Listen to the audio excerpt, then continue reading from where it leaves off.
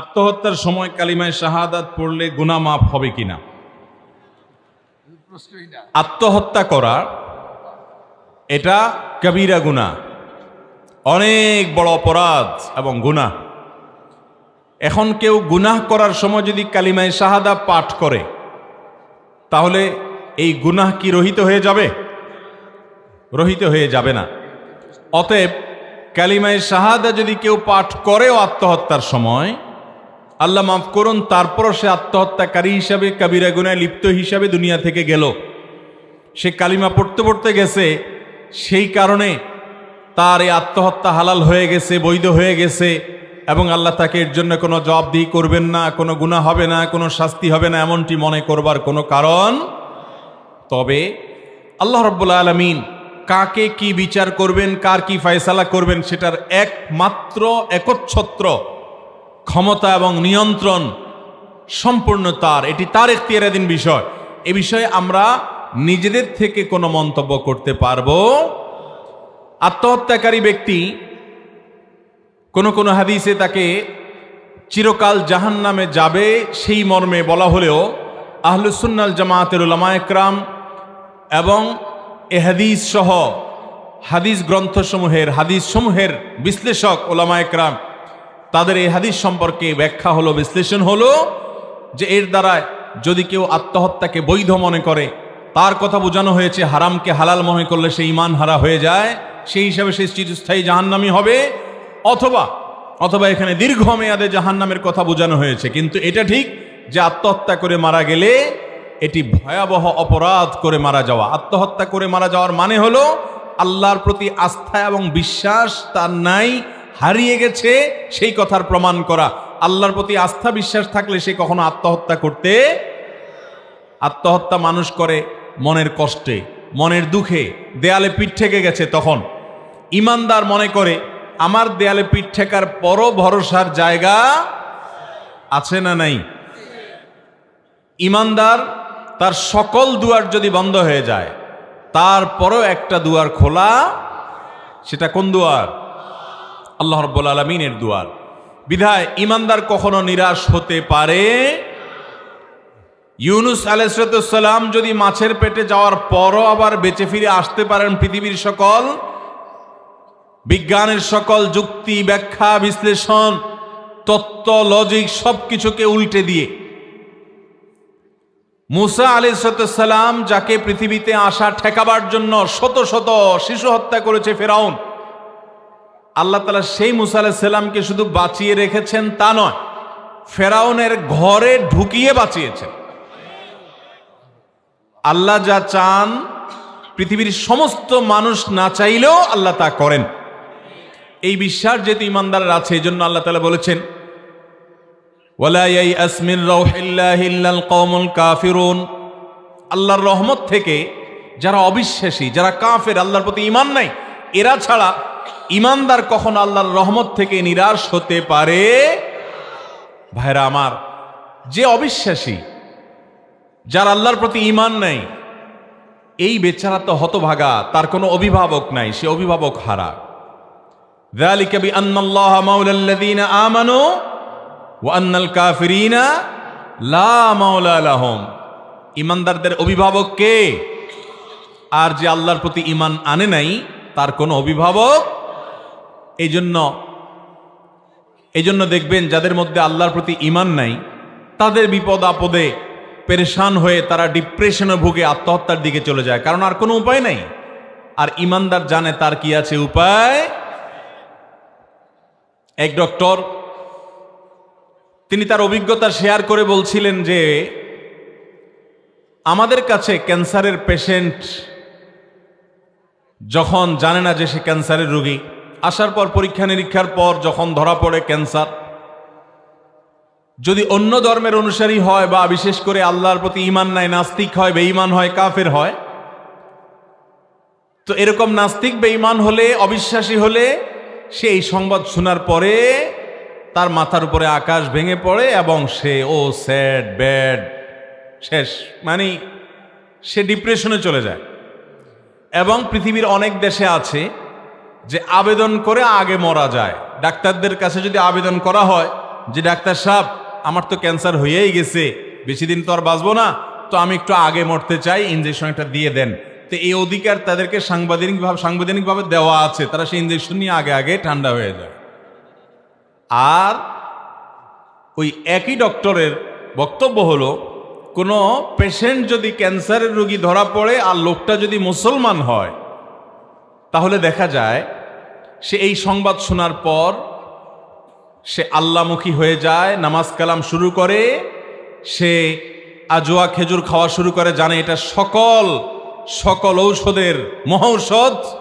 সে কালো জিরা খাওয়া শুরু করে, জমজমের পানি পান করা শুরু করে, আল্লাহর কাছে দোয়া শুরু করে, সাদাকা শুরু করে, এবং সে আশার আলো দেখতে পায় যে সকল ডক্টররা যদি ব্যর্থ হয়ে যায়, তারপরও আল্লাহ রাব্বুল আলামিন আমাকে রক্ষা করতে। সম্ভবত অস্ট্রেলিয়ান যুবক আলী বানাতের ঘটনা আপনারা অনেকেই জানেন না? আলী বানাতের ঘটনা, কোন রোগের রোগী ছিলেন? ক্যান্সার। বাঁচার কোনো কথা ছিল না, কিন্তু আল্লাহ বাঁচিয়েছেন না বাঁচান নাই? এত উন্নত দেশ, এত উন্নত ট্রিটমেন্ট, সকল গবেষণা ভুল প্রমাণ করে দীর্ঘদিন আল্লাহ তাকে বাঁচিয়েছেন। একসময় চলে গেছেন, চলে তো সবাইকেই যেতে হবে, কিন্তু যত দ্রুত তার চলে যাওয়ার আশঙ্কা করা হয়েছিল তত দ্রুত তিনি যান নাই। আল্লাহ তাকে অনেকদিন সুযোগ দিয়েছেন। তো এভাবে আল্লাহ তাআলা ইমানদারকে একটা আস্থার জায়গা তৈরি করে দেন ইমানের কারণে।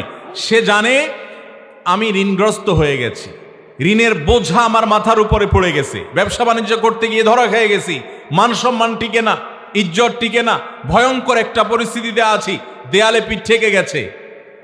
আপাত দৃষ্টিতে আমার সকল সহায় সম্পদ বিক্রি করলেও আমার এই দেনার পাহাড় শোধানো সম্ভব নয়। তারপরও ইমানদার বিশ্বাস রাখবে যে আল্লাহ চাইলে আমার এই সকল দেনা পরিশোধ করে আমাকে পূর্বের হাল বরং তার চাইতে ভালো হালে নিতে পারেন। এই বিশ্বাস আল্লাহর প্রতি থাকা লাগবে কি লাগবে না? যদি কেউ মনে করে যে না আল্লাহ পারে না, নাউজুবিল্লাহ, ইমান থাকবে। আল্লাহ তাআলার গুণবাচক নামের ভিতরে একটা নাম হলো কাদির, সবকিছু পারেন, তার কাছে অসম্ভব বলতে। আর তার কাছে চাওয়ার রাস্তা 24 ঘন্টা ওপেন ফর অল, সবার জন্য মুক্ত, ঠিক কিনা বলেন? অতএব ইমানদার কখনো দেনার বোঝা মাথার উপরে আসার কারণে তিনি দেয়ালে পিঠ ঠেকে গেছে মনে করে আত্মহত্যার পথ বেছে নিতে পারেন। তার আত্মহত্যা করার মানে হলো আল্লাহর প্রতি তার ইমানের ঘাটতি আছে, দুর্বলতা আছে, আস্থার ঘাটতি আছে, সে আল্লাহর কাছে নিজেকে ন্যস্ত করে নাই। এই জন্য ইমানদার কখনো আত্মহত্যা করতে পারে। আল্লাহ সেই কথাই বলেছেন, ওয়ালা ইয়াইআস মির রাউহিল্লাহ, আল্লাহর রহমত থেকে নিরাশ হয় না ইল্লাল কওমুল কাফিরুন, কাফেররা ছাড়া। এই জন্য ইমানদার নিরাশ হতে পারবে?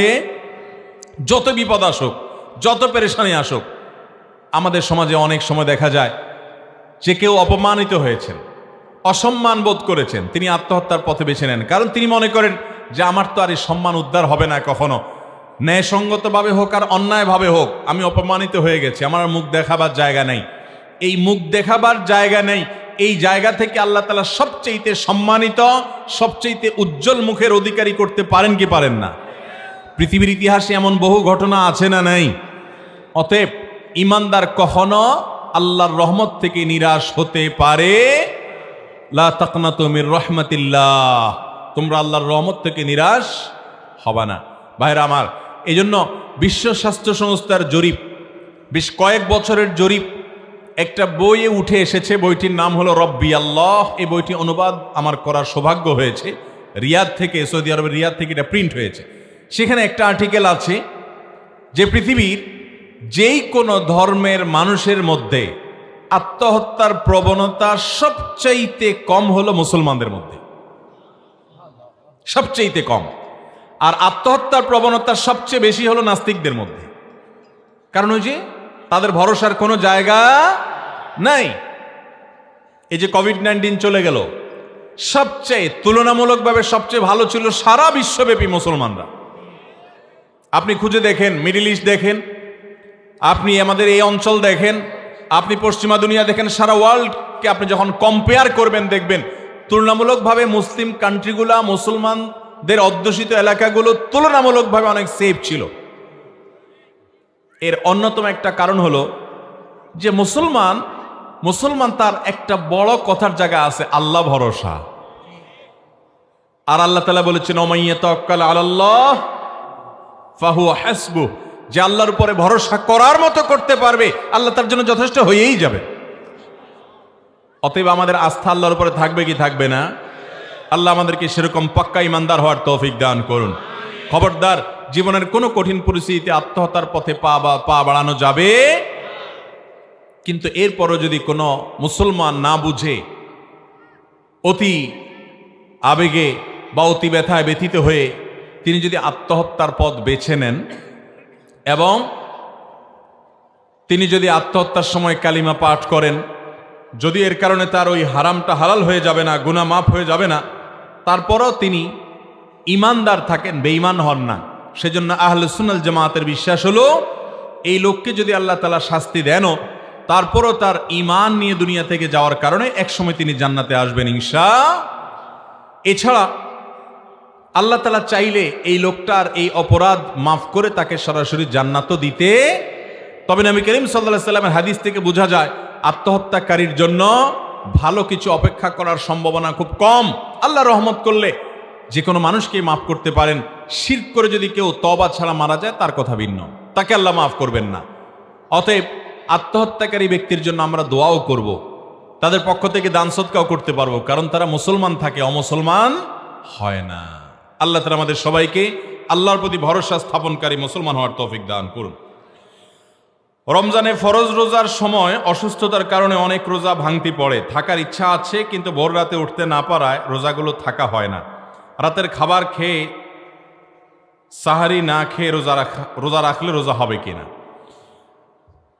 রোজা রাখার জন্য সাহারি খাওয়া কোনো ফরজ বা ওয়াজিব না। আপনি রাতের খাবার অর্থাৎ এশারের আগে পরে যে খানা খেয়েছেন সেই খানার উপরে রোজা রাখতে চাইলেও রোজা রাখতে পারবেন, এমনকি রাতেও খান নাই, আগের দিন কিংবা সন্ধ্যায় খাইছেন, তারপরও আপনি সাহারি খাওয়া ছাড়া রোজা রাখলেও রোজা হয়ে যাবে। তবে সাহারি খাওয়ার সুযোগ থাকলে খাওয়া উচিত, কারণ নবী সাল্লাল্লাহু আলাইহি সাল্লাম বলেছেন তাসাহহারু ফাইন্না ফিস সাহুরি বারাকাহ, তোমরা সাহারি খাও কারণ সাহারির খাবারের মধ্যে বরকত আছে। এই খাবারের ভিতরে কি আছে? কল্যাণ আছে, এটা উপকারী আমাদের জন্য নানান দিক থেকে। এই জন্য সাহারি খাওয়া এটা সুন্নাহ। যদি কোনো কারণে আপনি না খেতে পারেন রোজা হয়ে যাবে। এরপরে প্রশ্ন, বাম চোখ লাফালে কি বিপদের লক্ষণ? বাম চোখ লাফালে কি করা উচিত? বাম চোখ যদি লাফায় তাহলে ডাক্তারের কাছে যাওয়া উচিত।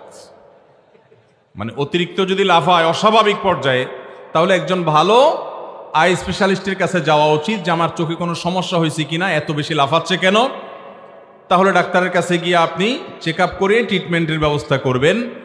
বাম চোখ লাফালে বিপদ আসে, কোনো অশনি সংবাদ আসছে, একটা দুঃখের সংবাদ আসছে, এরকম একটা বিশ্বাস বহুকাল থেকে আমাদের দেশে গ্রামাঞ্চলে ছিল।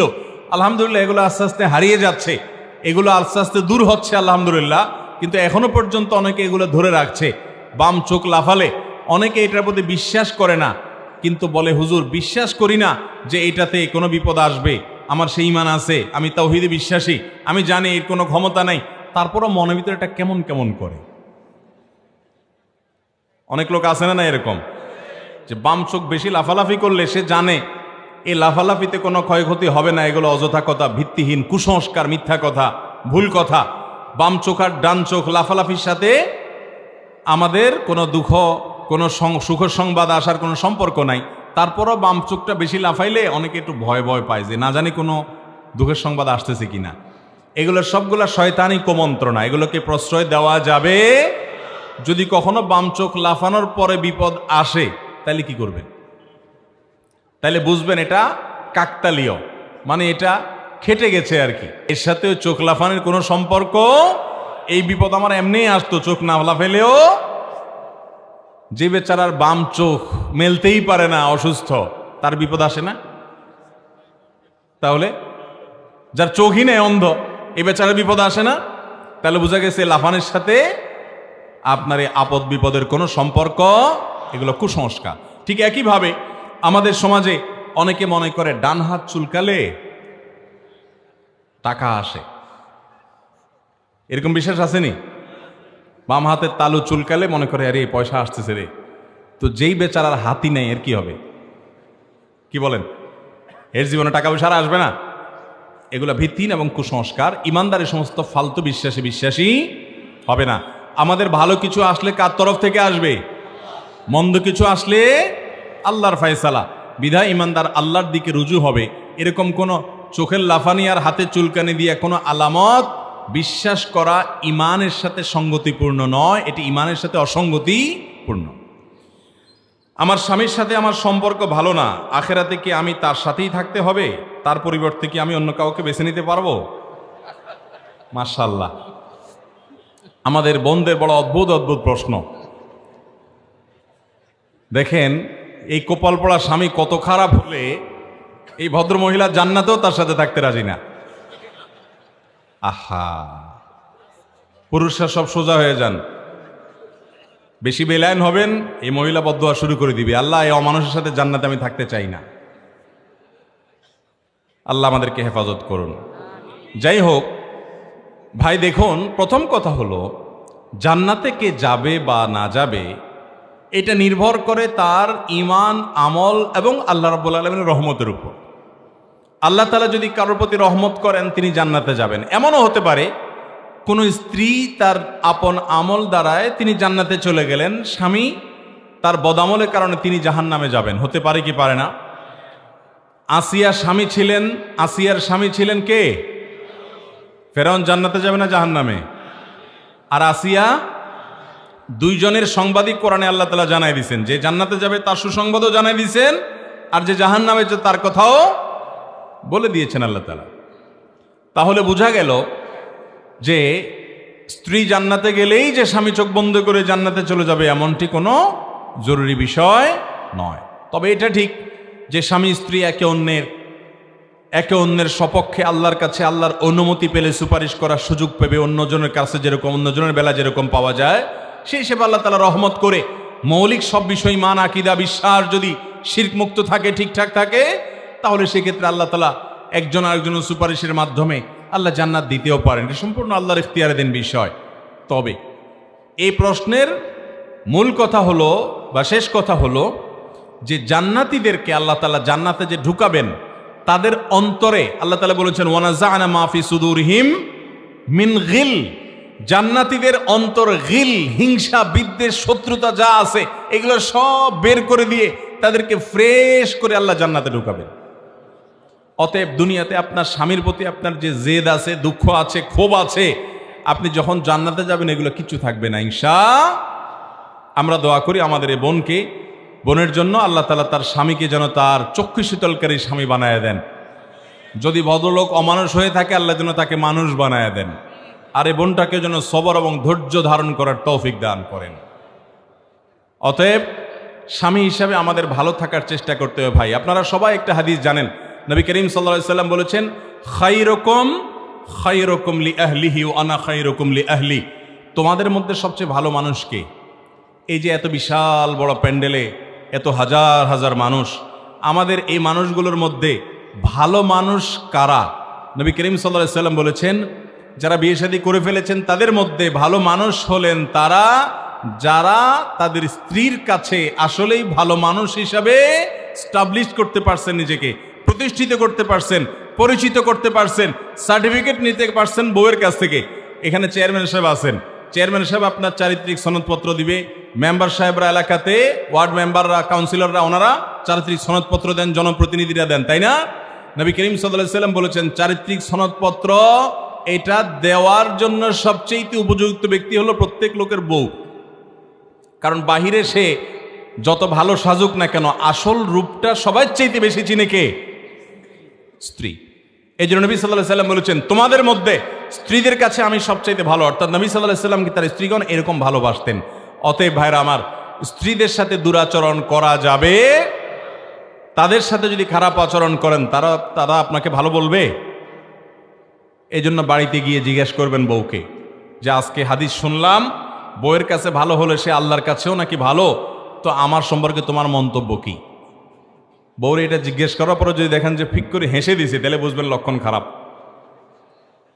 হেসে দিলে বুঝবেন লক্ষণ আলামত খারাপ। কারণ তখন বুঝবেন যে সে চিন্তা করতেছে, হায় হায় রে, চান্দুর তো সার্টিফিকেট দেওয়ার উপযুক্ত না, সে আমার কাছে ভালো হওয়ার সার্টিফিকেট চাইতে আসছে। এই জন্য ভাইরা আমার, আমরা ভালো মানুষ হওয়ার চেষ্টা করবো তো ইনশাল্লাহ। স্ত্রীদের প্রতি কোনো অবিচার, জুলুম, অত্যাচার, অন্যায় আচরণ করব। এদেশের হাজার হাজার লক্ষ লক্ষ অমানুষ স্বামী আছে যে স্ত্রীর সাথে গালিগালাজ দিয়া কথা বলে। অনেক নামাজি স্বামী আছে, তাদের স্ত্রীগণ আমাদের কাছে চিঠি লিখে পাঠান, হুজুর আমার স্বামী 5 ওয়াক্ত নামাজ পড়ে, কিন্তু এক এক গালি দেয় 5 মণ ওজনের। ভাইরা আমার, ইমানদার কখনো গালিবাজ হতে পারে? অতএব আমরা আমাদের স্ত্রীদের সাথে সুন্দর আচরণ করব তো ইনশাআল্লাহ। আল্লাহর কাছে ভালো মানুষ হতে হলে এর কোনো বিকল্প পথ খোলা নাই।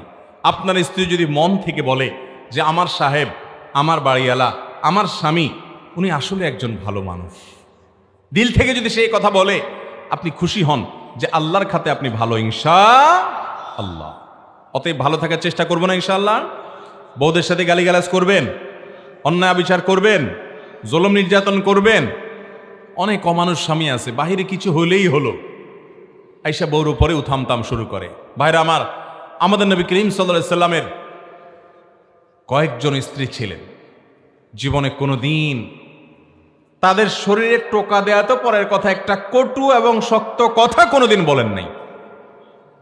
অথচ একসাথে থাকতে গেলে টুনটান হয় কি হয় না, ওনার ফ্যামিলিতেও হয়েছে, কিন্তু কখনো এই নিচুতা অবলম্বন করেন নাই। আমাদের অনেক মুসলমান ভাইরা আছেন, নামে মুসলমান, ওয়াজ মাহফিল প্রতি মৌসুমে 10টা 20টা 30টা করে শুনে, নামাজও মাশাআল্লাহ 5 ওয়াক্ত পড়ে, টুপিটাও দাড়িটাও অনেকের মুখে আছে, কিন্তু গালি একটাও কম করে না। নবী করিম সাল্লাল্লাহু আলাইহি সাল্লাম বলেছেন, গালিবাজ ইমানদার কখনো গালিবাজ হতে পারে? অতএব মুখে গালিগালাজ থেকে তালা দেব তো ইনশাআল্লাহ। ভাইরা আমার, ওয়াজ মাহফিলে এসে কোনো লাভ হবে না যদি এখান থেকে কিছু নিয়ে যেতে না পারেন। যাদের গালি দেওয়ার বদভ্যাস আছে, এই প্যান্ডেলে বসে এখনই মনে মনে আল্লাহর সাথে প্রতিজ্ঞা করেন, আল্লাহ আগের যা হয়েছে মাফ করে দেন, প্রতিজ্ঞা করলাম, কথা দিলাম, আর কখনো আমি মুখ দিয়ে গালি দেব, স্ত্রীর প্রতি অবিচার করব, চেষ্টা করব তো ইনশাআল্লাহ। গ্রামাঞ্চলে ঢুকলে, শহরেও আজকাল ছোট ছোট পিচ্ছি পোলাপান যে একে 2 মণ 3 মণ ওজনের গালি দেয়, শুনলে আসমান থেকে নাজিল হওয়া লাগে। ভাইরা আমার, এই দুশ্চরিত্র থেকে আমাদেরকে বেরিয়ে আসতে হবে। তাহলে এই যে বোন চিঠি দিয়েছেন, আমরা যদিও হেসে দিয়েছি, এটা খুবই বেদনার কথা যে ভদ্র মহিলা আল্লাহ যদি তাকে জান্নাত দেয়, সেই জান্নাতেও এই স্বামী ছাড়া বিকল্প অপশন খুঁজতেছেন, এই অমানুষকে নিয়ে জান্নাতে যেতেও রাজি না। কত মনে কষ্ট হলে এটা সম্ভব? আল্লাহ তাআলা আমাদেরকে স্বামী হিসাবে ভালো মানুষ হওয়ার তৌফিক দান করুন। স্ত্রীরা সব ফেরেশতা হয়ে যাবে, আপনি যা চাইবেন একবারে সব আপনার মন মতো হবে, এটা একজন নির্বোধ মানুষ আশা করতে পারে? কোনো বুদ্ধিমান মানুষই আশা করতে। আরেক ফ্যামিলির মেয়ে ওখানে বড় হয়েছে, আপনার ফ্যামিলির সাথে অনেক কিছু ম্যাচ করবে না, অনেক কিছু মিলবে না, আপনার চাওয়া অনেক কিছু পূরণ হবে না। আরে ভাই, আপনার চরিত্র যে হেফাজত করছে ভদ্র মহিলা, এই ঋণই তো আপনি শোধ করতে পারবেন না সারা বছর। আপনার ছেলে মেয়ে লালন পালন করছে, আপনার বাসায় দুনিয়ার কাজকাম করছে, আপনি এগুলোর যদি মূল্য হিসাব করেন, ওই যে একবার কোন ভদ্র মহিলা যেন তার স্বামীর জন্য রেট ঠিক করে দিয়েছে, আর একটা বাক্স বসাইছে। স্বামীটা ভালো মানুষ ছিল মনে হয়, যে প্রতিটা শার্ট দোলাই 15 টাকা, প্যান্ট 15 টাকা, গেঞ্জি 10 টাকা, টুপি 5 টাকা, আর রান্না প্রতিবেলা 200 টাকা, এরকম করে অঙ্ক বসায় দিয়া চিরকুট টাঙ্গাই দিছে, বলছে চান্দু হিসাব করে করে বাক্স রেখে দিবা। আসলে আপনি যদি চিন্তা করেন, আপনার বাসায় যত কাজ আপনার স্ত্রী করে দেয়, এগুলো আপনার জন্য অনেক বড় অর্জন, এটা তো আপনি অনেক বড় প্রাপ্য তার কাছ থেকে পাচ্ছেন। সেই হিসাবে তার যদি কিছু ভুলভাল হয়, কিছু না অনেক ভুলভাল হয়, মানুষ তো দিন শেষে সেটাকে ক্ষমার দৃষ্টিতে দেখে ভালো আচরণ করতে হবে চেষ্টা করবো তো সবাই। আল্লাহ আমাদেরকে তৌফিক দান করুন। সম্প্রতি ঢাকা বিশ্ববিদ্যালয়ের হিজাব নিষিদ্ধের ঘটনা ঘটেছে, এ সম্পর্কে আপনার মতামত জানতে চাই। আমি মতামত দেওয়ার কে ভাই? হিজাব এবং মেয়েদের পর্দা করার বিধান দিয়েছেন কে? আল্লাহর এই বিধান পালন করতে বাধা দেওয়ার অধিকার পৃথিবীতে কোনো মানুষের?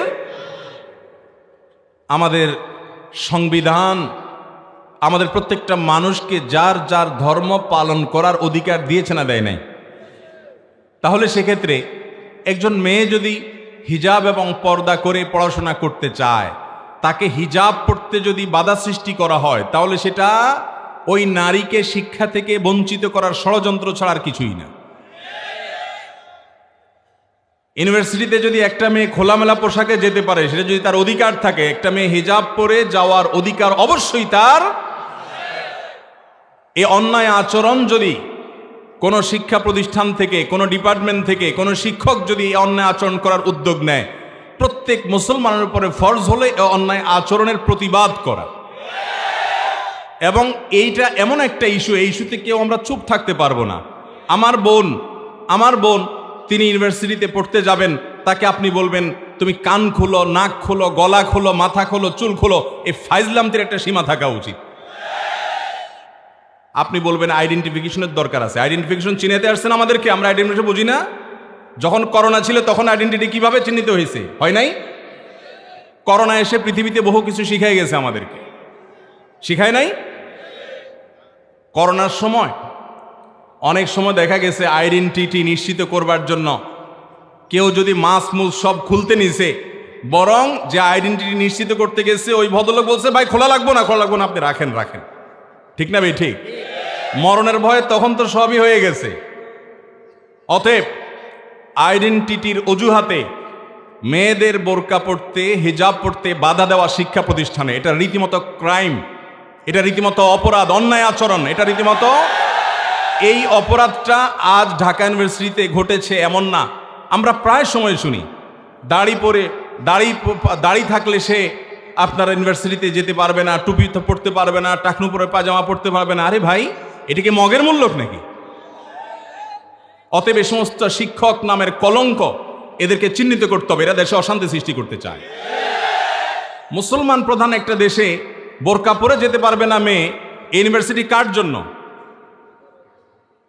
ভাইরা আমার, খুবই কষ্ট লাগে যে একজন মেয়ে, আচ্ছা বলেন তো দেখি, বোরকা পরে হিজাব পরে কোনো অকারেন্স করেছে, বিরাট অঘটন ঘটায় ফেলছে, বড় একটা বিপদ ঘটায় ফেলছে, এমন কোন ঘটনা আমাদের দেশে শুনছেন আপনারা? তাহলে এদেশের শান্তিপূর্ণ মানুষ হলো ধার্মিক মানুষেরা, প্রকৃত কোরআন এবং হাদিসের অনুসারী যারা, তাদের চাইতে শান্তিপূর্ণ মানুষ এদেশে আর হতে, এরাই দেশের শ্রেষ্ঠ নাগরিক, শ্রেষ্ঠ মানুষ। অতএব তাদের চলার পথ বন্ধ করা কখনো সুবিবেচনা প্রসূত সিদ্ধান্ত হতে পারে। অতএব এই অন্যায় আচরণ আমরা তীব্র নিন্দা করব। আমরা আবার মতামত দেওয়ার কেড়ে ভাই, আল্লাহর ফরজ বিধানের বিরুদ্ধে কারোর বলার যেরকম রাইট নাই, এবং কেউ যদি অন্যায় আচরণ করতে চায়, কারোর সাংবিধানিক অধিকার ক্ষুণ্ণ করতে চায়, তার বিরুদ্ধে আমরা প্রত্যেকটা মানুষ প্রতিবাদ করব। এদেশের শিক্ষা প্রতিষ্ঠানগুলোতে কোনো শিক্ষা প্রতিষ্ঠান, সবগুলো না, বিচ্ছিন্ন ঘটনাই, কিন্তু এই বিচ্ছিন্ন ঘটনাগুলো আমাদেরকে আহত করে, আমাদেরকে অনেক বেশি আহত করে। আরে ভাই, আমার ধর্মটা আমি পালন করবো, এইটুকু করতে দিবেন না? অতএব আমাদের বোনরা যারা ঢাকা ইউনিভার্সিটিতে পর্দার সাথে পড়াশোনা করতে চাচ্ছে, এই মেয়েরা পড়াশোনা করলে দেশের লাভ হবে না ক্ষতি হবে? যারা পর্দা নিজেরা করেন না, এরা বুঝেন না আসলে একজন পর্দানসীন নারীর কাছে তার পর্দার মূল্য কতটুকু, এটা তারা বুঝেন না। আমি ঢাকার মিরপুরে যখন আমার বাসা ছিল 2002-03 সনের দিকে, আমার মনে আছে নিচতলা একটা বাসায় আমি ছিলাম, ভাড়া বাসা মণিপুরে।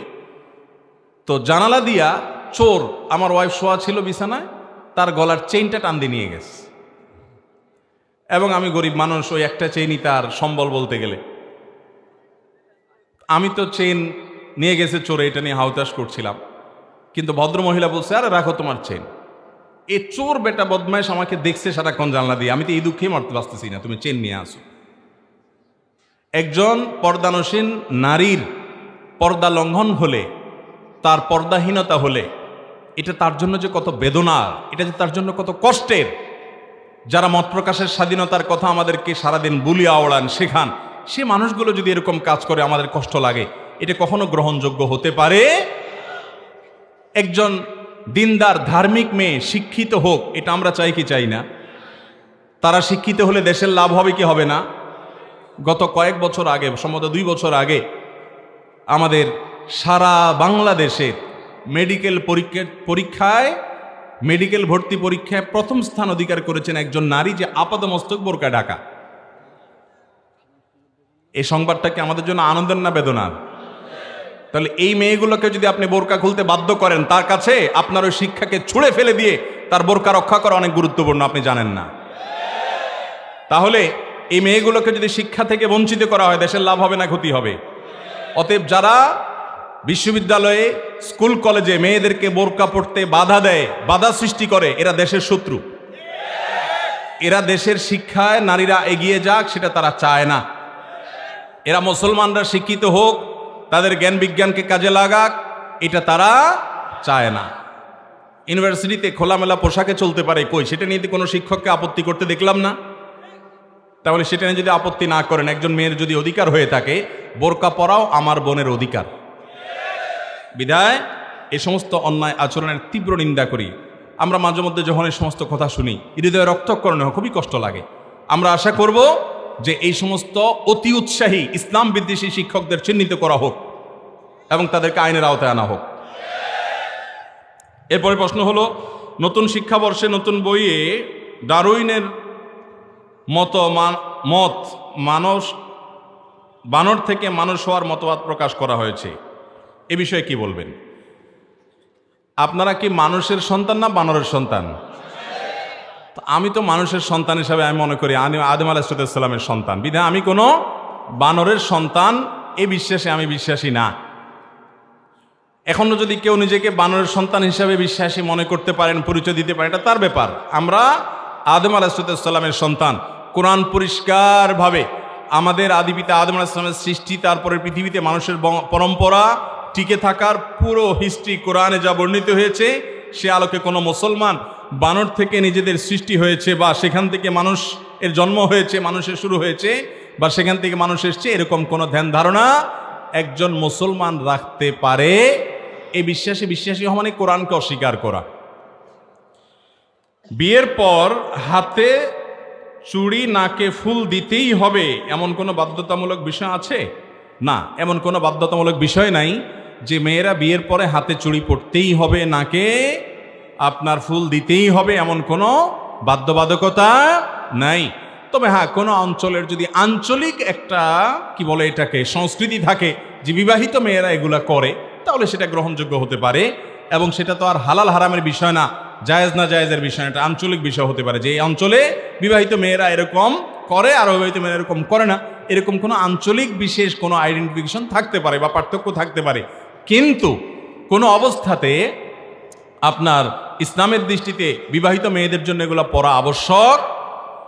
অনেক এলাকায় একটা কথা প্রচলিত আছে, সেটা হলো বিবাহিত মেয়েরা যদি নাকফুল খুলে ফেলে তাহলে স্বামীর কপালে দুর্গতি আছে, স্বামীর কোনো বিপদ হয়, স্বামী মারা যায়, এরকম কথা অনেক জায়গায় আছে না? অনেক মহিলা নাকফুল খুলে ফেললে মুরব্বী মহিলারা ধমক দেয়, নাকফুল পর, স্বামীর ক্ষতি হবে। আমি বলি ভাই, এটা যে একটা ভিত্তিহীন কথা। এটা প্রমাণ হলো যে যদি এটা সত্য হতো তাহলে জামাই বউ ঝগড়া লাগলে, স্বামী স্ত্রীর মধ্যে ঝগড়া লাগলে, স্বামী স্ত্রীর মধ্যে ঝগড়া লাগলে স্ত্রীর নাকফুলটা খুলে বসতো, চান্দু এবার তোমার সোজা করে ফেলাবো, ঠিক না? তাহলে বোঝা গেল এটার কোনো ভিত্তি, এগুলো কুসংস্কার, নিছক কুসংস্কার। আমি যদি দেনমোহর পরিশোধ করতে ব্যর্থ হই, মারা যাওয়ার পর আমার কি হবে? স্ত্রীর দেনমোহর পরিশোধ করা এটা স্বামীর উপরে কর্তব্য। এটা স্বামীর উপরে কি ভাই? আমরা মেয়েদেরকে যে কতভাবে ঠগাই আল্লাহ, আবার মুসলমান দাবি করে নিজেদেরকে। আচ্ছা দেখি, বুকে হাত দিয়া হাত তোলেন তো সে সকল বীর পুরুষেরা যারা বিয়ের পর, বিয়ের সময় বউয়ের যে মোহর ধার্য করা হয়েছে এটা পাই পাই করে পুরোটা বুঝাই দিয়েছেন, তারা হাত তোলেন তো দেখি। ক্যামেরাম্যান ভাইরা একটু তোমরা একটা ফুটেজ নিতে পারতা। দেখেন সুবহানাল্লাহ, হাত গোনা যাবে অল্প কয়েকটা হাত, তাই না? না না, আপনি এটা বললে আমি মানবো না তো। আর বাকি সব পোলাপান এখানে সব আবিয়াত্তা? আরে না, বহু বিবাহিত মানুষ আছে, আমি তো চেহারা দেখতেছি এখানে। আচ্ছা, আলহামদুলিল্লাহ, আমি খুব শুকর আদায় করে বলতে পারি, আমার যখন 2800 টাকা বেতনের আপনার মাদ্রাসা শিক্ষকতা আর 10,000 টাকা বেতনের মসজিদের চাকরি ছিল, তখনই আমার স্ত্রীর মহরের টাকা আমি পরিপূর্ণভাবে শোধ করে দিয়েছি। আমি না শুধু, এদেশে আলেম ওলামাদের 99% দেখবেন, হুজুরদের তো সব জায়গায় দোষ দেন, নারীদের দিকে আপনারা দেন, বেশিরভাগ হুজুরদের দেখবেন যে আমার টানাটানির সংসারে আমি আমার বউর মহের টাকা দিয়ে দিছি, দেওয়ার পরে ভদ্র মহিলা দেখি টাকাগুলো আমার বাসাতেই আলমারিতে ধুয়ে দিয়েছে। বললাম এগুলো এখানে কেন? বলেছে আমি এগুলো দিয়ে কী করবো? আমি কি এটা কোনো কথা? টাকা দিয়ে মানুষ কি করবে? এটা কোনো কথা? এটা তুমি তোমার মাকে গিফট করে দাও, তোমার ভাইকে গিফট করে দাও, তুমি একটা কিছু কিনো, আমাকেও কিছু গিফট করো চাইলে। ইসলাম তোমাকে এটা স্বাধীনতা দিয়েছে। পরে দেখলাম না, ভদ্রমহিলা কোনো কিছু করে না। তখন আমি তার সাথে আরো কিছু টাকা টোকা দিয়া তার নামে 1 কাঠা জায়গা এখনো তার নামে আছে, ওই জায়গা আমি তাকে কিনে দিয়েছি যে এটা তোমার মহারণা পাবে, এটা তোমার জায়গা। ভাইরা আমার ভালো করে শুনে রাখেন, আল্লাহ তাআলা কোরআনে কারিমে স্পষ্টভাবে বলেছেন, ও আতুন নিসা সাদুকাতিহিন্না নিহলা, মেয়েদের মোহর তোমরা আদায় করে দিবে, এটা তাদের প্রাপ্য অধিকার। আমি প্রায় সময় বলার চেষ্টা করি, এই দেশে এমন এক চিটারি হয় এই জায়গাটাতে, বাসর ঘরে ওই বেচারি ভদ্র মহিলাকে ফুসলায়া ফাসলায়া টাউট বাটপার স্বামী বলে কি, বলে যে দেখো এখন মহর তো মুরব্বীরা ধরছে 10 লাখ 1 টাকা, 5 লাখ 5 টাকা, আমি তো কয়দিন পরে ইটালি চলে যাচ্ছি, কত টাকা, কত 5 লাখ আসবে, সবই তো তোমার, এখন তুমি পারমিশন না দিলে তো আমি আগাইতে পারি না। ভদ্র মহিলা বেচারি সরল মনে বলে, আরে কি বলেন, আপনার টাকা দিয়ে কি করবো, আমি গেল আর কি, শেষ। এইভাবে মেয়েদেরকে আমরা ঠকাই কি ঠকাই না? যারা মহর দেন নাই, এই মাহফিল থেকে যে মহর পরিশোধ করার পরিকল্পনা করবেন তো ইনশাআল্লাহ কিস্তিতে পরিশোধ করবেন, সিস্টেম সহজ, একসাথে দিতে পারেন না, কি দিতে পরিশোধ করবেন? কিস্তিতে। ছোট্ট একটা নোটবুক দিয়া ভদ্র মহিলার কাছে দিবেন, বলবেন টাকা দিলে লেখা লেখা রাখবা, ওই দোকানদারের টাকা যেরকম শোধ করেন এরকম শোধ করবেন। সিরিয়াসলি বলতেছি, চেষ্টা করবেন না ইনশাআল্লাহ? সবাই স্ত্রীর মহারণা পরিশোধ করবেন তো? স্ত্রীর মহর পরিশোধ করা ছাড়া যদি মারা যান, ভালো করে শুনে রাখেন, স্ত্রীর মহর পরিশোধ করা ছাড়া যদি মারা যান, স্ত্রীর কাছে এই টাকা দেনাদার হিসাবে কিয়ামতের ময়দানে আপনি দাঁড়াবেন। আর সেদিন কিন্তু কেউ কাউকে ছাড় দিবে, পাই পাই করে হিসাব দিতে হবে। এবং ফুকায়ে কেরাম এই মহরের এই মাসআলাতে চমৎকার একটা মাসআলা বলেছেন, সেটি হলো যে কোনো মানুষ যদি মারা যায়, তার পরিত্যক্ত সম্পদ থেকে স্ত্রীর মহারণা পরিশোধ করতে হবে। এটা পাওনাদারের পাওনার মতো, এটা পাওনা, অতএব স্ত্রীর মহর পরিশোধ করবো তো ইনশাআল্লাহ। মেয়েদেরকে আমরা কতভাবে ঠকাই দেখেন, মহর পরিশোধের বেলায়ও খবর নাই, বাপ মা মারা গেছেন, জমি জমাতে মেয়েদের ভাগ আছে, সেখানেও কোনো খবর, ফুসলায়া ফাসলায়া জাল ভিত্তিহীন ফতোয়া দিয়া মেয়েদেরকে আমরা ঠকাই দিই। বলি কি, বলি যে না এটা তো আসলে বাবার বাড়ির সম্পদ, মেয়েরা নিলে নাকি তাদের নাকি এটা সয় না, এ সমস্ত বানোয়াট কথা বলে তাদের আমরা হক নষ্ট করি। আল্লাহ আমাদেরকে প্রত্যেকের হকের গুরুত্ব বোঝার তৌফিক দান করুন। মা বোনদের তাদের প্রাপ্য বুঝাই দেব তো ইনশাআল্লাহ।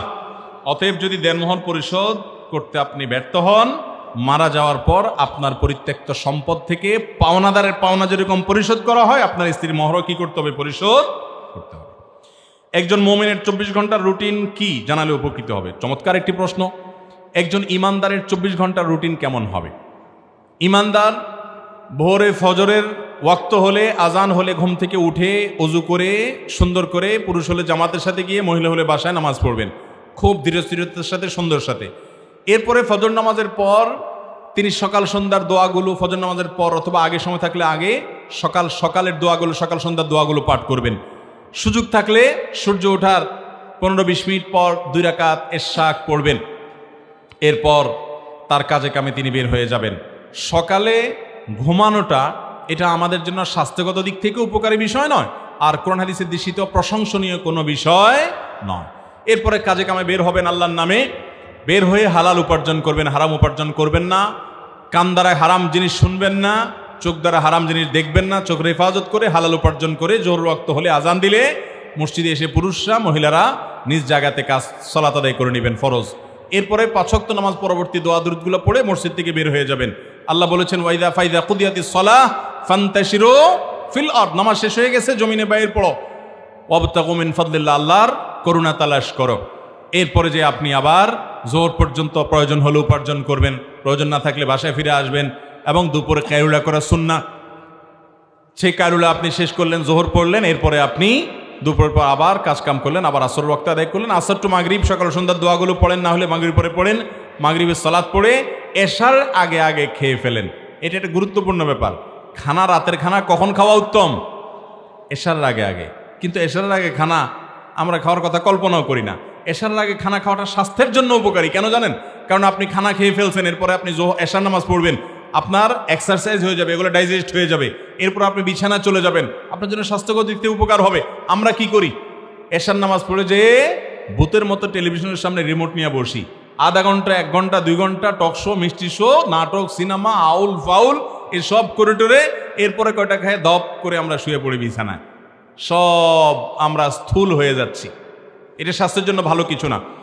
আর এশার আগে কথাবার্তা, খাওয়া দাওয়া সব শেষ করে এশার পরে দ্রুত শুয়ে পড়া, এই জিনিসটা তো সমাজ থেকে একেবারে হারায় গেছে।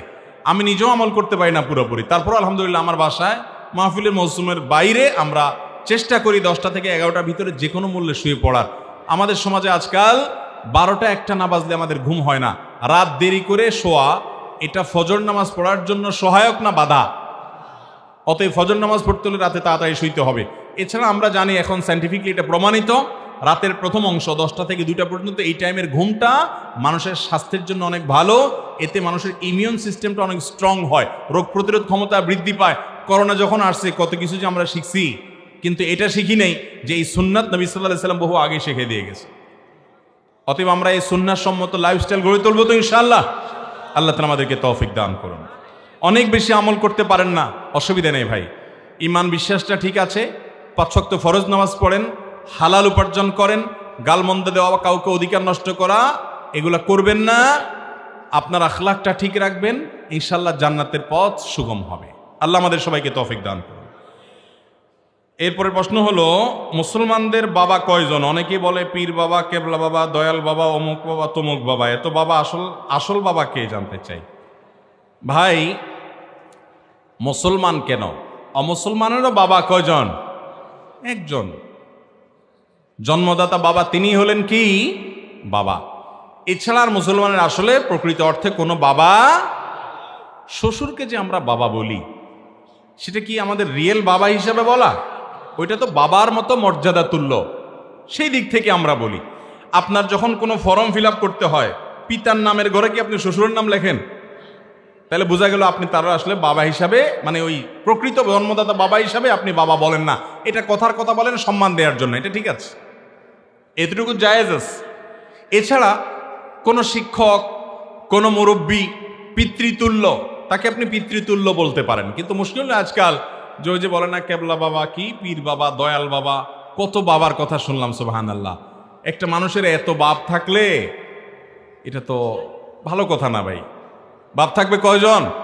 একজন। বিদায় এ সমস্ত না। তবে হ্যাঁ, এটা ঠিক যে উস্তাজ বা মুরব্বী কেউ যেটা বললাম পিতৃতুল্য হতে পারে, তাকে পিতার মতো মর্যাদা করছেন, পিতৃতুল্য তাকে আপনি বলতে পারেন। নবী করিম সাল্লাল্লাহু আলাইহি ওয়াসাল্লাম বলেছেন, আমি তোমাদের জন্য বাবার সমতুল্য। বিমানজালাতিল ওয়ালিদ, বাবা যেরকম সন্তানকে সবকিছু আদর করে শিখায়, তোমাদের সব কল্যাণের কথা আমি শিখাই দিই, এটা নবী সাল্লাল্লাহু আলাইহি ওয়াসাল্লাম বলেছেন। বিদায় সেই দৃষ্টিকোণ ভিন্ন কথা। বাকি মুসলমানের মূলত বাবা একটাই হবে, যাকে তাকে বাবা বলা। আর অনেকে আছে যে নিজের পীর সাহেবরে এত বাপ ডাকে, নিজের জন্মদাতা বাপরেও জীবনে এতবার ডাকে নেই। এরকম অনেক লোক আছে না নাই? আবার অনেক জামাইও আছে এরকম, শ্বশুর বাবাজির যে আব্বাজি আব্বাজি এত জিকির করে, নিজের বাপেরও এতবার বলেন। আছে না নাই? কপাল পোড়া। আল্লাহ আমাদেরকে বোঝার তৌফিক দান করুন। আমি একজন পরদেশি, এশিয়া দেশগুলোতে সাপ্লাই কোম্পানি আছে, কোম্পানিগুলো বেতন দেয় 1 মাস 20 দিনে। আমাদের অনেক বাঙালি ভাই আছে যাদের বেতন 50,000 টাকা বা 45,000 টাকা, 50,000 টাকা। ওরা 45,000 টাকার বিনিময়ে 1 মাস হলে বেতনটা বিক্রি করে দেয়। আমার প্রশ্ন হচ্ছে যে ব্যক্তি 5,000 টাকার বিনিময়ে এই বেতনটা কিনলো, তার টাকাটা হালাল হবে না হারাম হবে? খুব সুন্দর প্রশ্ন। আমি সৌদি আরবে থাকতেও এরকম অনেক ঘটনার সাক্ষী হয়েছি। আমি জানি, মানে দেখেছি যে মানুষ এরকম করে। বেতন পাবে সে কথার কথা আরো 10 দিন পর, তার এখন টাকাটা দরকার, তো সে তার ওই স্যালারিটা বিক্রি করে দেয় অন্য আরেকজনের কাছে। এগুলো অনেক সময় ইন্ডিয়ান, ফিলিপাইনি, অন্যান্য দেশি, এমনকি নিজের দেশিদের কাছেও কেনাবেচা করে অনেক বাংলাদেশি ভাইরা। যে ঠিক আছে, আমার স্যালারিতে 50,000 টাকা পাও না, এটা তোমার কাছে আমি বিক্রি করে দিলাম। কত বিক্রি করলাম? 45,000। তুমি আমার এখন 45,000 দাও, তুমি আমার বেতনটা উঠে নিয়ে যাবা। হয়তো টোকেন দিয়ে দিছে, টোকেন দিয়ে স্যালারি উঠানো যাবে, অথবা কোনোভাবে কার্ড দিয়ে দিচ্ছে যদি স্যালারি উঠানো যাবে, তুমি স্যালারি উঠে নিয়ে যাবা, এখন আমাকে 45,000 টাকা দিবা, এটা জায়েজ হবে না। কারণ আপনি এখানে তার কাছ থেকে মূলত লোন নিয়েছেন, এবং লোন নিয়ে বিনিময়ে আপনি কি করছেন, ওই 5,000 টাকা অতিরিক্ত তাকে আপনি দিলেন, যার কারণে এটা জায়েজ হবে না, এটা সুদে গণ্য হবে। কোনো মেয়ের ডিভোর্স বা তালাক হয়ে যাওয়ার পর আবার যদি 1 মাস পর অন্য জায়গায় বিয়ে দেয়, তাহলে উক্ত বিয়ে জায়েজ হবে কিনা? জি না, জায়েজ হবে না। কোনো মেয়ের যদি ডিভোর্স হয়ে যায়, তালাক হয়ে যায়, তাহলে সেক্ষেত্রে তাকে কত মাস অপেক্ষা করতে হবে? 3 মাস ইদ্যত পালন করতে হবে। ইদ্যত পালন করার আগে যদি বিয়ে হয়, তাহলে সেই বিয়ে জায়েজ হবে না, সেটা অবৈধ হবে, সে বিয়ে হারাম, জায়েজ নাই। বরং 3 মাস অপেক্ষা করার পর কি করতে হবে? বিয়ে হতে হবে। কোনো ব্যক্তি স্বপ্নের দাজ্জাল দেখলে তাহলে উক্ত স্বপ্নের ব্যাখ্যা কি? স্বপ্নের ব্যাখ্যা আমি খুব একটা ভালো জানি না, এই জন্য বিষয়ে আমি খুব বেশি কথা বলতে চাই না। দাজ্জাল দেখলে কি ব্যাখ্যা হতে পারে, স্বপ্ন ব্যাখ্যা বিশেষজ্ঞরা ভালো বলতে পারেন। বাকি অনেক সময় মানুষ খুব বেশি কোনো বিষয় নিয়ে জল্পনা কল্পনা করলে সেটা স্বপ্নে দেখে। আবার দাজ্জাল মূলত মিথ্যাবাদী হবে, অতএব এই ব্যক্তি কোনো মিথ্যাবাদীর খপ্পরে পড়বে কিনা, কোনো মিথ্যাবাদীর সাথে সাক্ষাৎ হবে কিনা, এরকম কোনো ইন্ডিকেট থাকতে পারে। এটা ধারণা, শুধু স্বপ্ন সম্পর্কে আমার সামান্য যে জানাশোনা আছে, ডিটেল বা আরও ভালো করে বলতে পারবেন যারা স্বপ্ন ব্যাখ্যা বিশেষজ্ঞ তারা। এরপর প্রশ্ন হলো, আমরা সবাই বলি যে মায়ের পায়ের নিচে সন্তানের জান্নাত। এখন মার চরিত্রই যদি খারাপ হয়, তাহলে কিভাবে মায়ের পায়ের নিচে জান্নাত হবে? যদি উত্তরটা সহজভাবে বলতেন। দেখুন, মা তাকে অনুসরণ অনুকরণ করলে জান্নাত পাওয়া যাবে, এই মর্মে বিভিন্ন হাদিসে বিভিন্ন বক্তব্য রয়েছে। এখন যদি মা খারাপ হয়, তারপর সন্তান হিসেবে আপনি মায়ের সাথে সদাচরণ করতে হবে, তার প্রতি দুরাচরণ করতে পারবেন। অনেক সন্তানরা এই জায়গাটাতে ভুল করে বসে। আপনার মা বাবার বিচার করার রাইট বা অধিকার ইসলাম আপনাকে, আপনি দিন শেষে তার সন্তান, অতএব আপনি তাকে কি করবেন? রেসপেক্ট এবং সম্মান। আল্লাহ বলেছেন, তোমার মা বাবা যদি তোমাকে ওয়াইন জাহাদাকা আলা আন তুশরিকা বিল্লাহ, তোমাকে যদি তোমার মা বাবা শিরিক করতে বলে আল্লাহর সাথে, ফালা তুতি'হুমা, তাহলে তাদের কথা শুনবা না, শিরিক করবা না। কিন্তু ওয়াসাহিবহুমা ফিদ দুনিয়া মা'রুফা, তাদের সাথে তোমরা ঠিকই সদাচরণ করতে হবে, যদিও তারা মুশরিক হয়, অমুসলমান হয়। তাহলে মা বাবা যদি খারাপও হয়, আপনি ভালো করার চেষ্টা করবেন, অন্যদেরকে দিয়ে বুঝাবেন, আল্লাহর কাছে দোয়া করবেন, কিন্তু তাই বলে আপনি বিচারের ভার কাঁধে তুলে নিতে পারবেন এবং তাদের সেবা যত্ন করার মাধ্যমে আপনি আল্লাহর সন্তুষ্টি ঠিকই অর্জন করতে পারবেন। সমাজে যে সকল মানুষ পুরুষে পুরুষে সমকামিতা লিপ্ত হয়, তারা কি ইমামতি করতে পারবে? নাউজুবিল্লাহ। সমকামিতার এই জঘন্য অপরাধে লিপ্ত কোনো মানুষ যদি জানা যায় এবং প্রমাণিত হয়, শুধু ধারণাপ্রসূত কোনো কথা নয়, যদি সুপ্রমাণিত হয়, তাহলে এরকম ব্যক্তিকে ইমাম হিসাবে নিযুক্ত করা জায়েজ নাই। এবং এরকম ব্যক্তি যদি প্রমাণিত হয়, তাহলে অবশ্যই ইমামতি তাকে বরখাস্ত করতে হবে, কারণ এটা আল্লাহর জমিনের সবচেয়ে জঘন্য নিকৃষ্ট অপরাধগুলোর মধ্যে থেকে একটা। হস্তমৈথুন কি বড় ধরনের কোনো গুনাহ? আর হলে কিভাবে ছেড়ে দিব, তার উপায়গুলো বলবেন। অবশ্যই মাস্টারবেশন এটা জঘন্য অপরাধ এবং কাবিরা গুনাহ, মহাপাপ। কারণ আল্লাহ রাব্বুল আলামিন কোরআনে কারীমে বলেছেন, ফামান ইবতাগা ওয়ারাআ যালিকা ফাউলাইকা হুমুল আদুন। সূরা মুমিনুন 18 নম্বর পারার প্রথম সূরার প্রথম পৃষ্ঠায় আল্লাহ বলেছেন যে মানুষ বৈবাহিক উপায়ে তার যৌন আকাঙ্ক্ষাকে পূরণ করবে, সে এই হালাল পন্থা ছাড়া, মিল্কি ইয়ামিন বা নিজের বৈধ স্ত্রী ছাড়া অন্য উপায়ে যদি সে তার যৌন আকাঙ্ক্ষাকে পূরণ করে, সে সীমালঙ্ঘনকারী। এই আয়াত বলছে যে মাস্টারবেশন করলে সেটা সীমালঙ্ঘনের অন্তর্ভুক্ত হবে, জাহান্নামে যাওয়ার কারণ হবে। বিভিন্ন হাদিস থেকেও এ বিষয়ে নিষেধাজ্ঞা প্রমাণিত হয়। এই জন্য সারা বিশ্বের সকল উলামা একরাম একমত যে মাস্টারবেশন করা এটা ছোট কোনো অপরাধ নয়, এটা কবিরা গুনাহ। যুবকরা বাঁচতে চান, তাহলে সেক্ষেত্রে প্রথম কথা হলো হারাম জিনিস দেখা ছেড়ে দেন, মোবাইল থেকে এই সমস্ত বাজে জিনিস ডিলিট করে ফেলেন, প্রয়োজনে দামি মোবাইল বাদ দিয়া বাটন ফোনে চলে যান। এবং সবচেয়ে স্থায়ী ব্যবস্থা হলো বিবাহ শাদী যত দ্রুত সম্ভব করা যায় তত ভালো। মুরব্বীরা ছেলে মেয়ে উপযুক্ত হলে বিয়ে দিতে দেরি করবেন না, আর যুবকরাও তথাকথিত পায়ে দাঁড়ানোর অজুহাত করে দেরি করবেন না, নিজের ঈমান আমলকে হেফাজত করবেন, নির্জনতা পরিহার করবেন, আল্লাহর কাছে পানা চাইবেন। আমি কলেজে পড়ি, কিন্তু মেয়েদের সাথে আমার ক্লাস বা প্রাইভেট পড়তে হয় একসাথে, এতে আমার কোনো গুনাহ হবে কিনা? একসাথে যদি পড়তে হয়, তাহলে আপনি আপনার চোখের হেফাজত করবেন, দৃষ্টি সংযত করবেন, ইমানদার হিসাবে নিজের চরিত্রকে হেফাজত করবেন, যাতে গুনাহে লিপ্ত হতে না হয়। সেই সাথে আপনি আল্লাহর কাছে পানাহ চাইবেন যে কোনো মূল্যে। তাদের সাথে কথা বলতে হলে ফিতনামুক্তভাবে, ধরুন একান্তে কথা বলবেন না, কয়েকজন মিলে থাকবেন এবং দৃষ্টিকে হেফাজত করবেন। নিজের সাথে নিজে যুদ্ধ করে সংগ্রাম করে চলতে হবে আপনাকে। আপনার ইমান আমল নষ্ট করে পড়ালেখা যদি করা লাগে, এই পড়ালেখা করার চেয়ে ইমান আমল রক্ষা করার গুরুত্ব অনেক বেশি। ফেসবুকে ফেক আইডি খুলে বন্ধুদের সাথে মজা করা কি গুনাহ হবে? দেখেন, ফেক আইডি যদি এরকম হয়, ধরেন ছদ্মনাম, ছদ্ম কোনো নাম ব্যবহার করলো যেটা মিথ্যা বলা যাবে না, কথার কথা আইডির নাম দিল ভালো মানুষ, সে নিজেকে মনে করে সে একজন ভালো মানুষ, সে হিসেবে একটা ভালো মানুষ আইডির নাম দিল, দিয়ে কোনো বন্ধুর সাথে দুষ্টামি করলো। দুষ্টামি করতে গিয়ে যদি মিথ্যা কথা না বলে, অনেকে কিন্তু দুষ্টামি করে মিথ্যা কথা বলে, আছে না নাই? যুবকরা এখন দুষ্টামি করে মিথ্যা কথা বলার তো ডাইলবাদ হয়ে গেছে। শুনে রাখেন, নবী করিম সাল্লাল্লাহু আলাইহি ওয়াসাল্লাম বলেছেন, আনা যাঈমুন বিবাইতিন ফি ওয়াসাতিল জান্নাতি লিমান তারাকাল কিযবা ওয়া ইন কানা মাযহান। দুষ্টমি করে, মজা করে, রসিকতা করেও যে মিথ্যা কথা বলে না, তার জন্য জান্নাতের সেন্টার পয়েন্টে একটা প্রসাদ আল্লাহর কাছ থেকে পাইয়ে দেওয়ার দায়িত্ব আমি নিলাম, নবী সাল্লাল্লাহু আলাইহি ওয়াসাল্লাম বলেছেন। অতএব যুবকরা, রসিকতা করেন, মিথ্যা কথা বলবেন না। আমাদের নবী সাল্লাল্লাহু আলাইহি ওয়াসাল্লাম কিভাবে রসিকতা করছে জানেন? এক লোক করে বলছে, ইয়া জালুজনাইন, ও দুই কানওয়ালা, কথার কথা এদিকে আসো। দুই কানওয়ালা এদিকে আসো মানে কি? কারো কি তিন কান হয়? এটা তো রসিকতা করে বললেন, কারণ ওই লোকটারও দুই কান আছে, উনিটা শুনে হেসে দিছেন। তাহলে নবী করিম সাল্লাল্লাহু আলাইহি ওয়াসাল্লাম যে কথা বলে রসিকতা করতেন, এগুলো মিথ্যা হতো না। অতএব মিথ্যা কথা বলবেন না রসিকতা করে। বন্ধুকে বললেন, হ্যাঁ আমি থানা থেকে বলতেছি, ওসি সাহেব, হ্যাঁ তোমার বিরুদ্ধে মামলা আছে, তুমি তাড়াতাড়ি থানায় আসো, ডাহা মিথ্যা কথা। তো এরকম মিথ্যা বলে দুই নম্বরই করে রসিকতা করা যাবে ভাই, হাদিসে নিষেধ আছে। আর ছদ্মনাম ব্যবহার করে যদি সেখানে মিথ্যা কোনো কিছু না করেন, প্রতারণা না করেন, আপনি খারাপ কিছু না করেন, এমনি রসিকতা করলেন, ভালো কিছু করলেন, এটা নাজায়েজ হবে না। এর প্রমাণ হলো নবী করিম সাল্লাল্লাহু আলাইহি ওয়াসাল্লাম একবার এক সাহাবীর চোখ ধরছেন পিছন দিয়ে এসে। আমাদের দেশে আছে না এই খেলাটা, পিছন দিয়ে এসে চোখ ধরে না অনেকে, এই চোখ ধরে প্রশ্ন রাখে আর কি, এমন ভাবে যাতে সে টেন না পায়। এটা এক ধরনের রসিকতা। তো নিজের পরিচয় গোপন করে তার সামনে হাজির হওয়া, চোখ ধরে তাকে কোনো কথা বলা মানে অনেকটা সেরকম।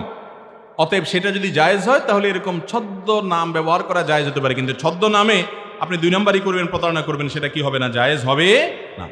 আমার অজান্তে কেউ আমাকে জাল নোট যদি দেয়, পরবর্তীতে আমার জানার পর ওই নোটটা অন্য কাউকে দিতে পারবো না? ভাই, দিতে পারবেন না, দিতে পারবেন না। এটা একটা দুঃখের কথা যে আরে টাকাটা দিতে পারবো না, আপনার লস হবে। কিন্তু এটার বিনিময়ে আপনি আল্লাহর কাছে আজর পাবেন যে আপনি আরেকজনকে প্রতারণা করলেন না, এই যে একটা গুনাহ করলেন না, এর জন্য আল্লাহর কাছে সওয়াব পাবেন না? অনেকের মসজিদে নিজের জুতা না পাইলে আরেকজনটা নিয়ে হাঁটা দেয়, আছে না না এরকম লোক? আরে ভাই, আপনার জুতা একজনও নিয়ে গেছে, তাই বলে আপনি আরেকজনটা নিয়ে যান কিভাবে? হ্যাঁ, সবাই চলে গেছে, আপনার সাথে আরেকটা জুতার মিল আছে, মনে হচ্ছে ভুলে কেউ নিয়ে গেছে, এটা ভিন্ন কথা। ঠিক একইভাবে আপনাকে জাল নোট দিয়া এক লোক জাল কারবারি করছে, দুই নম্বরই করেছে। আপনি যদি সে একই টাকা আরেকজনকে সহজ সরল মানুষকে ঘুষাইয়া দেন, ঢুকাইয়া দেন, তাহলে আপনি তো প্রতারণা করলেন। তো আপনি প্রতারিত হয়েছেন, ক্ষতিগ্রস্ত হয়েছেন, আপনার লস হয়েছে, ঠিক আছে, কিন্তু এর বিনিময়ে আপনার আমলনামাতে সওয়াব লেখা হবে যদি আপনি সবর করেন। এটা নিয়ে আপনি দুই নম্বরই করতে পারবেন না। একবার এক ভদ্রলোক, সে তার 500 টাকা এরকমকে একটা জাল দিছে, দিলে সে গল্প দিয়ে বলতেছিল, সে বলে যে ওই টাকাটা আমি সুন্দর করে ভাঁজ করে আমার মানি ব্যাগে রেখে দিয়েছি। ভাবলাম যে এই টাকা যাকে তাকে দিলে তো গুনাহ হবে, মানুষকে ধোকা দেওয়া যাবে না। তো কোন পুলিশ তাকে ধরে পথে ঘুষ চাইছে, তো আস্তে করে এটা দিয়ে দিছে। যে ঘুষ নেয় ওই বেচারা তো কোনো রকম চুপে চাপে হাতে নিয়ে পকেটে ঢুকাতে পারলে যান বাঁচে, সে তো আর চেক করে না, বলছে যেই দরে কেনা ওই দরে বেচা, যেমনি আসছে ওই পথে গেছে। তো আপনি ঠান্ডা মাথায় কোনো মানুষকে, খবরদার, এর মানে এটা না যে আপনাকে আমি বলতেছি আপনি কাউকে এটা করবেন, কারণ আপনি কাউকে জাল টাকা চালায়া দেওয়া এটা অন্যায় করা, কারণ আপনি তার সাথে প্রতারণা করলেন। মুসলমান প্রতারক হতে পারে। মান গাশশা ফালাইসা মিন্না, নবী সাল্লাল্লাহু আলাইহি ওয়াসাল্লাম বলেছেন যে ধোঁকা দেয় সে আমার উম্মত নয়। মসজিদে কেউ যদি ভুল কমে আমার পুরাতন ছেঁড়া জুতা নিয়ে যায়, তাহলে নতুন জুতা রেখে যায়, যদি তাকে পাওয়ার সম্ভাবনা না থাকে তাহলে কি তার জুতা ব্যবহার করতে পারবো কিনা? মাশাআল্লাহ, মাত্রই তো উত্তর দিয়ে ফেললাম, আমাদের প্রশ্ন হাজির। দেখেন, মসজিদে যদি আপনার জুতা হারায় যায়, তাহলে সেক্ষেত্রে আরেকজনের জুতা আপনি নিয়ে যাবেন না। যদি এমন হয় যে আপনি নিশ্চিত হলেন যে এই জুতাটা আমার জুতার মতোই এবং এই ভদ্রলোক ভুলে মিস্টেক করে সে চেঞ্জ করে ফেলছে, তাহলে আপনি নিয়ে যেতে পারেন। যদি দেখেন যে আর কেউ নেই, এটাই রয়ে গেছে, তাহলে বুঝবেন যে বেচারা এটা রেখে গেছে। অনেক সময় চোর হলে কি হয়েছে, তার ভিতরে মানবতা বোধ থাকে, সে চিন্তা করে যে ভদ্রলোকের জুতাটা আমি নিয়ে যাচ্ছি বাড়িতে যাবে কেমনি, এই জন্য এটা ছেঁড়া ফাটা জুতা আইনে ওটা রেখা যায়। তো আপনি যেটা বুঝতে পারেন যে চোর ভাই ছাড়া আর কেউ এটা রেখে যায় নাই, সবাই চলে গেছে, তাহলে আপনি ওটা নিয়ে যেতে পারবেন। কথা কি বুঝাতে পারছি? কিন্তু এছাড়া আপনি যে কারোর জুতা নিয়ে যেতে পারবেন না। কোনো আত্মীয় যদি আমার জন্য আত্মীয়ের কাছে আমার নামে ভিত্তিহীন বদনাম বলে, ওই ক্ষেত্রে আমি কি রাগে আত্মীয়ের সাথে সম্পর্ক ছিন্ন করতে পারবো? আপনি রাগ করার অধিকার অবশ্যই আছে, এটা মানুষের প্রাকৃতিক ব্যাপার, রাগ করবেন, কিন্তু রাগের ভ্যালিডিটি হবে কয়দিন? 3 দিন। কয়দিন? 3 দিন রাগ করে আপনি কথা বলবেন না, 3 দিনের বেশি না। এরপর আপনি আবার কথা বলবেন। যদি সে অন্যায় আচরণ করে, সে আল্লাহর কাছে অপরাধী হিসাবে বিবেচিত হবে। তাই বলে আপনি আল্লাহর কাছে দোষী হবেন না। সব শেষ প্রশ্ন, অনেকগুলো প্রশ্ন আরো আছে, উত্তর দিতে পারবো না সব। ডক্টর খন্দকার আব্দুল্লাহ জাহাঙ্গীর রহমাল্লাহ স্যারের সাথে আপনার পরিচয় কিভাবে হলো? ডক্টর খন্দকার আব্দুল্লাহ জাহাঙ্গীর রহমাল্লাহ এদেশের ক্ষণজন্মা আলেমে দ্বীন, ইসলামী বিশ্ববিদ্যালয় কুষ্টিয়ার সম্মানিত প্রফেসর ছিলেন। উম্মার ঐক্য প্রয়াস, উম্মাকে এক করার এক অসাধারণ প্রচেষ্টা তার মধ্যে ছিল। দরদি একজন মানুষ ছিলেন উম্মার প্রতি। স্যার রাহিমাহুল্লাহ, তার সাথে আমার পরিচয় সম্ভবত 2013 কি 12-13 বা 14 এরকম সময়। আমি তখন সৌদি আরবে ইসলামিক সেন্টারে কাজ করি, দাওয়া সেন্টারে, ইসলামিক অ্যাফেয়ার্স মিনিস্ট্রিতে বাংলা ভাষা দায়ী হিসেবে। দেশে আসার পর আমার উস্তাজ মোহতারাম যশোর জামিয়া ইসলামিয়া মাদ্রাসার বর্তমান মুহতামিম মুফতি মুজিবুর রহমান হাফিজাহুল্লাহ হুজুরের কাছ থেকে স্যারের নাম্বার নিয়ে আমি স্যারের বক্তব্য শুনি। আমার কাছে মনে হতো এই লোকটা উম্মার দরদ বুকে রাখেন, তার সাথে দেখা হওয়া দরকার। তখন আমি তার সাথে দেখা করার জন্য ঝিনাইদহ গিয়েছি, ঢাকা থেকে যশোর হয়ে ঝিনাইদহ গিয়েছি, গিয়ে তার সাথে পরিচয় হয়েছি। এরপরে দীর্ঘকাল স্যার অনেক স্নেহ মমতা দিয়েছেন। অল্প সময়ের পরিচয়, কিন্তু এত আপন করতে পারে মানুষকে, কলিজা এত বড় হয় যে ছাত্র না, আত্মীয় না, তারপরও তাকে পরম আদর করা, এই কলিজাটা আমি তার মধ্যে দেখেছি। আমি যখন দুবাইতে গিয়েছি পিস টিভির প্রোগ্রামে রেকর্ডিংয়ে 1 মাস একসাথে হোটেলে ছিলাম, তার পরম মমতা আমি দেখেছি, শুধু আমার প্রতি না, অন্য অনেকের প্রতি। আল্লাহ রাব্বুল আলামিন স্যার রাহিমাহুল্লাহর এই ভালো গুণ এবং উত্তম বৈশিষ্ট্য আমাদের সবাইকে আল্লাহ তাআলা অর্জন করার তৌফিক দান করুন। আল্লাহর কাছে আমি একান্তে কিছু জিনিস চাই ভাই, এর ভিতরে একটা চাওয়া হলো এইটা, যে আল্লাহ আমাকে আপনি স্যারের মতো আখলাক, তার মতো উন্নত চিন্তা এবং ইলমের গভীরতা এবং তার মতো দরদ দিল আমাকে দান করেন। আল্লাহ আমাদের সবাইকে দান করুন। চেয়ারম্যান সাহেব সম্ভবত আমাদের উনি একটা প্রশ্ন দিয়েছেন। হ্যাঁ, ও আচ্ছা, আপনার বাইরে থেকে দিয়েছে আপনার কাছে, ঠিক আছে। আপনার সম্মান, যেহেতু আপনার হাত দিয়ে আসছে, এটা উত্তর না দিলে আপনার সম্মান রক্ষা হয় না। বিয়েতে গেটের মাধ্যমে টেবিলের টাকা তোলার কারণে অনেকে বিয়েতে আসে না, এটা কি জুলুম? এর প্রতিকার কি? ভাই, বিয়ে শাদিতে একটু আধটু রসিকতা বা মজা করা যাবে, সহনীয় পর্যায়ে রসিকতা মজা করা যাবে। নবী করিম সাল্লাল্লাহু আলাইহি ওয়াসাল্লাম বিয়েতে ছোট বাচ্চারা দব বাজাইতে, দব বুঝেন, মানে ঢোলের মতোই, এক পাশে বন্ধ আছে, ধরেন ওই যে আপনার চামড়ার কিছু দিয়ে, আর আরেক পাশ খোলা, এটা বাজায়া মেয়েরা, ছোট বাচ্চা মেয়েরা খালি গলায় তারা গান গাবে, দব বাজাবে, একটু মজা করবে। নবী করিম সাল্লাল্লাহু আলাইহি ওয়াসাল্লাম এর পারমিশন দিয়েছেন। বিয়েতে একটু আঞ্চলিক যে আপনার কি বলে রসিকতা আছে, এগুলো সহনীয় পর্যায়ে করা যাবে, কিন্তু অসহনীয় পর্যায়ে করা যাবে না। আমি তো বুঝছি রে ভাই, প্রশ্ন তো দিতে আমার জীবন শেষ, আমি বুঝি নাই প্রশ্ন, আপনি আমার বুঝাইতে হবে। আমি ওই জায়গায় যাচ্ছি তো, আপনি এত অস্থির হয়ে গেলেন কেন? উনি মনে করছে তাহলে গেট করে ওই চাঁদাবাজি করার হালাল সার্টিফিকেট দিয়ে যাচ্ছি। আমি যাই নাই তো, এখনো আসি তো বসা ভাই। আমি বলছি যে সহনীয় পর্যায়ে রসিকতা জায়েজ আছে। সহনীয় পর্যায়ে কোনটা? শালি দুলাভাইয়ের কাছে, বা শালি বলতে পার ছোট শালি, কিন্তু আবার বড় বড় শালি হলে তো পর্দার বিধান হয়ে যাবে। আচ্ছা শালি বাদ দেন, শ্যালকরা মনে করেন দুলাভাইকে ধরলো, দুলাভাই আপনি আসছেন প্রথম বাড়িতে, আজকে আমাদের একটু বকশিশ দিতে হবে, 100 টাকা, 200 টাকা, 500 টাকা, দুলাভাইয়ের অ্যাবিলিটি অনুযায়ী। দুলাভাই যদি কোটিপতি হয় তাহলে তো 2-4 হাজার ব্যাপার না, লাখপতি হলে 2-4-500 ব্যাপার না, সেই হিসাবে দুলাভাই দিল, দুলাভাইও খুশি মনে দিল। এটা হলো সহনীয় পর্যায়ে, এতটুকু রসিকতা হতে পারে। কিন্তু আমাদের দেশে যেটা হয় ম্যাক্সিমাম অঞ্চলে, শুধু আপনাদের এলাকায় কেন, সব এলাকাতেই হয়, সেটা কি? গেটে জামাইকে আটকায়া এরপরে বলতেছে চান্দু টাকা দাও, তারপরে সামনে আগাও। কত টাকা? 10,000, 20,000, 30,000, 50,000 এরকম হাঁকে। তো এইটা তো পুরাই চাঁদাবাজি। এটা চাঁদাবাজি হওয়ার ব্যাপারে কোনো সন্দেহ, বিশেষ করে মধ্যম আয়ের মানুষই বেশিরভাগ দেশে। এই মধ্যম আয়ের মানুষের কাছে 10,000, 20,000, 30,000, আরে বেচারা বইয়ের মোহরটা পর্যন্ত দিতে পারতেছে না, বোর কাছে বাসরাতে যে মাপ চাওয়ার প্ল্যান প্রোগ্রাম করতেছে, আর তুমি গেট ধরে 10,000 টাকা চাচ্ছ। এর চেয়ে বড় অবিচার কি আছে? ভাইরা আমার, আমরা অনেক সময় রসিকতা করে জুলুম করি, এটা জানি না। মনে রাখবেন যে বর পক্ষের কাছ থেকে এইভাবে তাদেরকে ফান্দে ফেলে টাকা আদায় করা, এমন যদি কনে পক্ষের থেকেও হয়, তাহলে এটা সম্পূর্ণ হারাম এবং নাজায়েজ। নবী সাল্লাল্লাহু আলাইহি ওয়াসাল্লাম বলেছেন, লা ইয়াহিল্লু মাল ইমরুইন মুসলিমিন ইল্লা বিতিবি নফসি। কোন মুসলমানের টাকা আপনি তার মনের সন্তুষ্টি ছাড়া তার কাছ থেকে আপনি নিতে পারবেন, যদি নেন তাহলে গুনাহ হবে এবং নাজায়েজ হবে। আমরা অনেক তরুণ ভাইরা, যুবকরা যৌবনের উচ্ছলতা অনেক কাজ করে ফেলি যেগুলো অন্যায় এবং হারাম, অবিচার।